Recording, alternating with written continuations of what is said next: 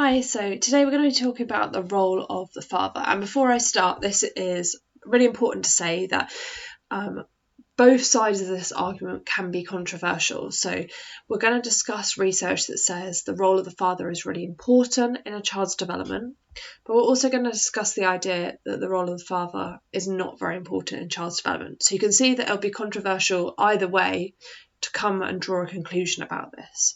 And that's really important because we really need to think about the fact that some research can upset or offend people, and we need to be careful about explaining the conclusions of this research, how we come to these conclusions, and also what are the limitations of our studies. Because if I say that fathers aren't important, then I'm basically saying, dads, don't worry, you don't need to do anything. And if I'm saying fathers are really important, then that has implications for single parents or people who are raising a child like in a same-sex marriage. I think it's less saying that because most of the research is talking about a secondary caregiver, and that doesn't always have to be a dad. But a lot of the early research does talk about fathers in particular because of the time that the research came from. But this is all really important to just recognise that this research is what we call socially sensitive. So it may upset or offend someone from the conclusions that are drawn. So first of all, what I need to think about is, do you think fathers are attachment figures as well as mothers? Why or why not? And how do you think fathers' roles differ from that of mothers? So just pause the video, have a think, and then we'll go through what the research says.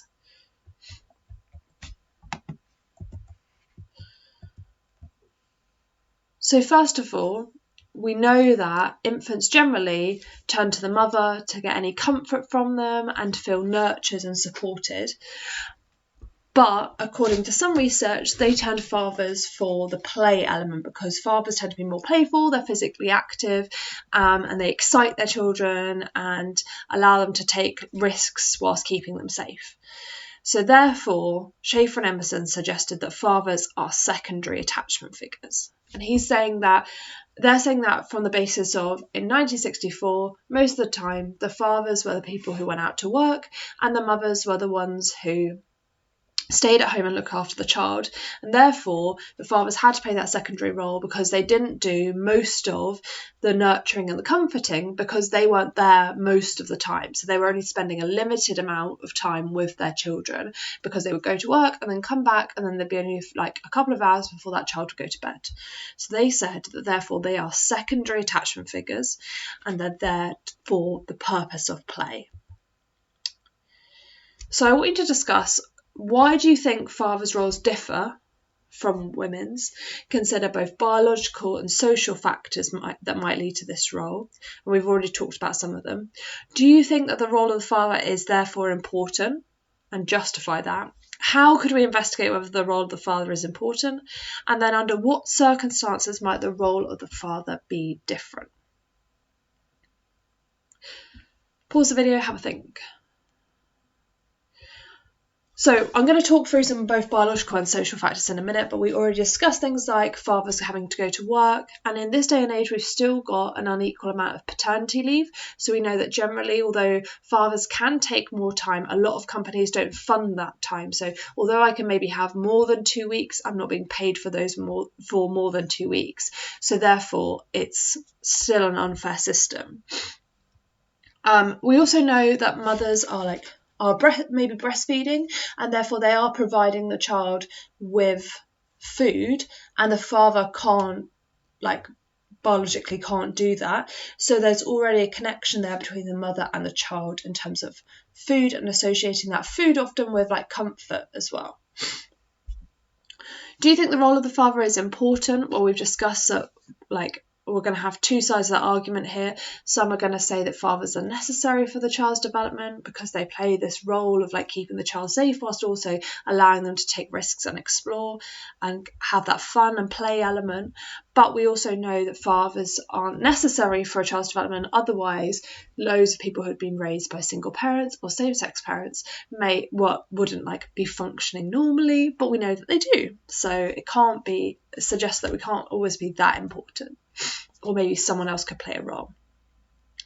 How could we investigate it? Well, we're going to look at the difference between maybe single parents and parents, like where there's a man and a woman, and just compare those. But we know that under some circumstances, the father raises the child, for example, or we might have two fathers, and therefore that might mean that one of them or both of them plays a more comforting role and plays that kind of what's known as like a mother figure. So Schaefer and Emerson created these two definitions, a primary attachment figure and a secondary attachment figure.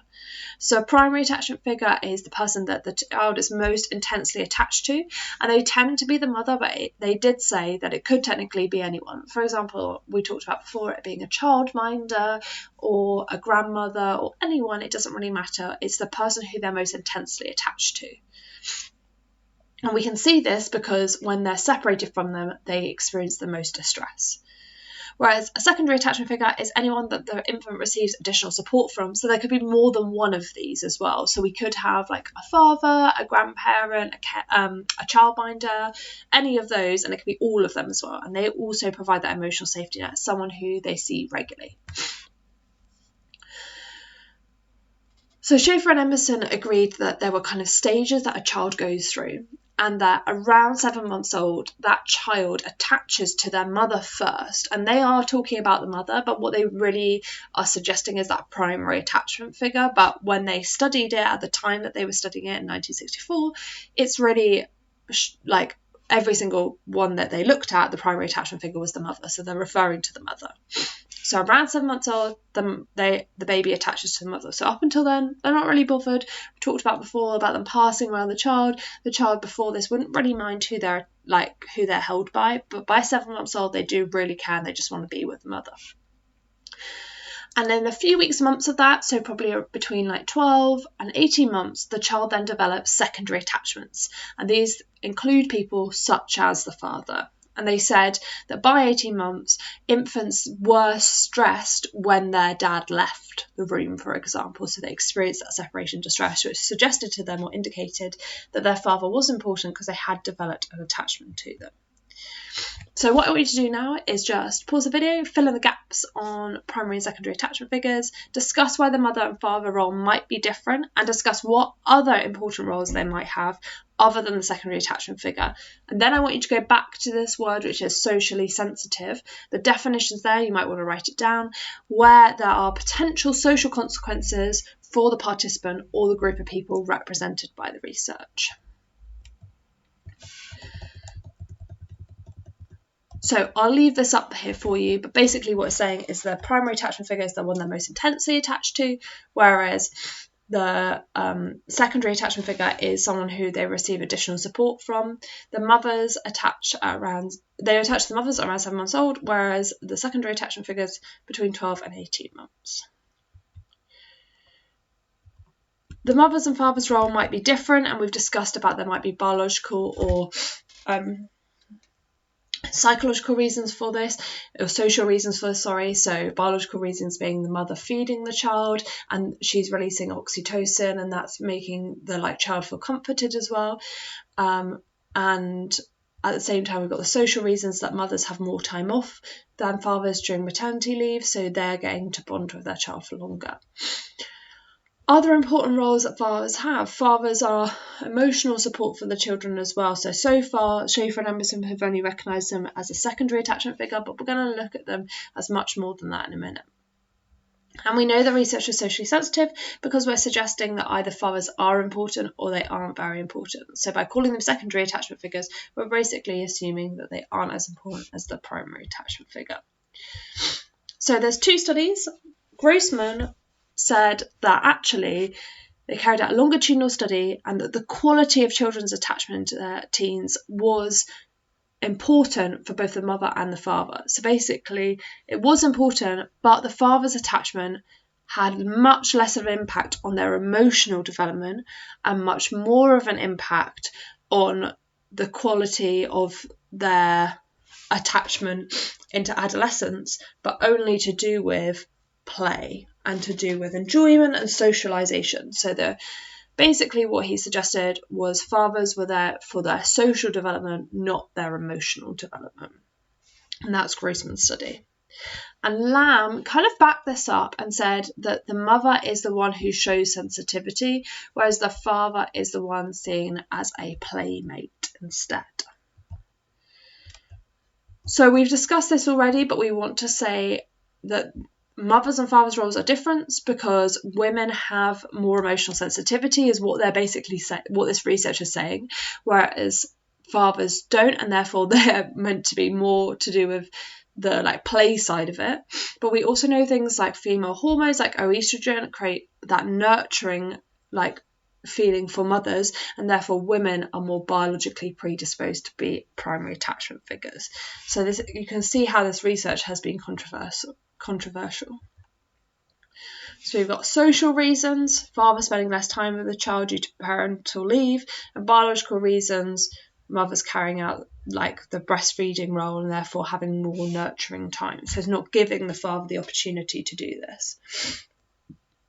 Obviously, that's different if we're not breastfeeding, because then both parents can co-feed the child through the bottle, so that would reduce the likelihood of this happening.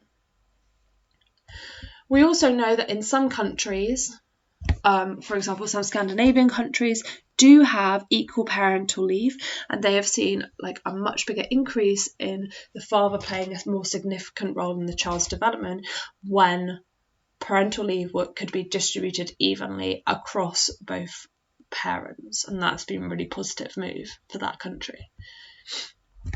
Now we need to think about applying this. So we've got Boris is the father of a 9-month-old girl, Emily, and Boris has noticed that when Emily is distressed, she only accepts comfort from her mother, and this upsets him and leaves him feeling unimportant as a parent.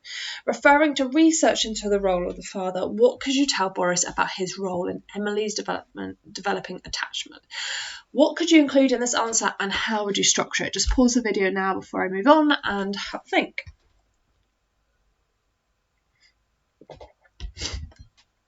So when applying this answer, we know that we need 2 knowledge points and 2 application points, or AO1 and AO2. So you want to say something like Schaefer and Emerson found that the primary attachment figure tends to be the mother, but they form an attachment with their father by 18 months. So Boris shouldn't worry both about his attachment with Emily because it will take longer, but by 18 months she'll seek comfort from him too.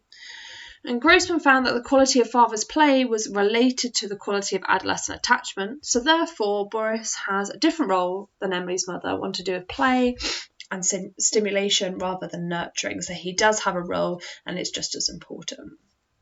Obviously you could have included Lamb here as well. So I want you to pause the video in a second and read each of these 4 points and just have a think about what you'd give as your answer to these. So pause the video now and have a think, and then we'll discuss it. So researchers who study the role of the father ask different research questions. Some of them are interested in finding out the role of the father as a secondary attachment figure and others as a primary attachment figure. So this is obviously a problem because it's really difficult to compare research when the research has different aims. So if one aim is to look at the role of the father as a primary attachment figure and one as the role of a secondary attachment figure, we can't really compare this research and draw similar conclusions from them because the aims are so different. And so we should recognise that when taking into account the research. And so this is a problem because we can't be sure that the conclusions that we're drawing are correct or go across these two. We can't draw conclusions from both of them together, basically. We can only draw conclusions from them separately. The claim that children without fathers are no different from those with fathers suggests that the father's role is secondary, and this poses huge, it shouldn't say ethical issues here, but ethical implications, because remember they're slightly different things, as it shows it's socially sensitive. We explained how before, but we're basically just saying here that it's either saying that the role of the father is null and void and we don't need a father, which can be controversial for the father who might be upset, or we're going to be saying that everyone needs a father and therefore that's also controversial to anyone who does not have a father figure. And therefore we need to be careful about how we draw these conclusions, and rather than just saying blanket, this is the rule, we need to recognise the limitations of each individual piece of research. For example, do we actually mean the role of fathers, or do we just mean the role of a secondary attachment figure? Like, do we have to have a father figure, or do we just have to have a secondary attachment figure? For example, if we had two mums, or if we had a mum and a grandma raising their child/grandchild, that secondary attachment figure still could play a really vital role in play and nurturing their child. Grossman's study found that fathers as a secondary attachment figure had an important role in their child's development, but other studies have found that children growing up in single-parent or same-sex parent households do not develop any differently from those two-parent heterosexual families. And this piece of research really highlights the fact that there is such variation in the conclusions drawn by research here that we need to be careful when creating generalised statements about them by saying that we do or do not need a father. Basically, research into this area is so complex because there are so many factors involved in raising a child that really to sum up a conclusion about the role of the father is very difficult to scientifically do, and we should recognise that when any research is published. Freeman et al. Found that male children are more likely to prefer their father as an attachment figure than female children. This is really interesting because it shows that there are gender differences or sex differences in children in terms of who they prefer, and therefore this might also be a mediating factor. There might be an intervening variable or an extraneous variable that's having an impact on these results and might explain the findings that we've got so far. So it's important to recognise that there might be other factors involved here.